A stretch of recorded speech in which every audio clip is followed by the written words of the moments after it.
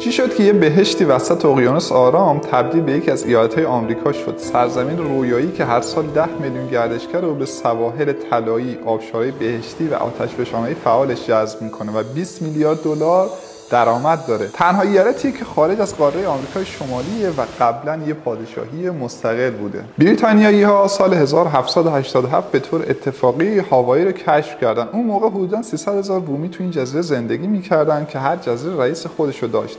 اما همه چیز با ورود تفنگ و توپ عوض شد. یه رئیس قبیله به اسم کامهامها به کمک بریتانیایی‌ها و سلاح‌های جدیدشون همه جزیره‌ها رو متحد کردن و اولین پادشاهی هاوایی رو ساختن. اما 100 سال بعد تاجرای آمریکایی که روی جزایر نیشکر می‌کاشتن با کمک نیروهای دریایی آمریکا ملکه هاوایی رو سرنگون کردن.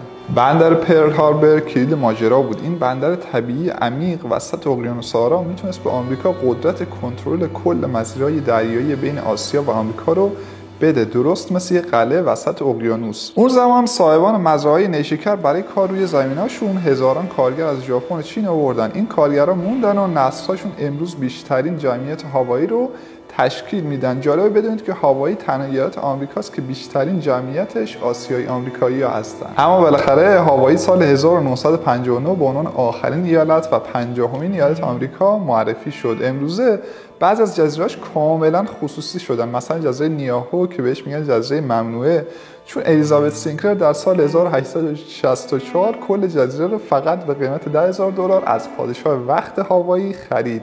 حالا این جزیره دست نوه‌هاشه و کسی بدون اجازه نمیتونه بره اونجا.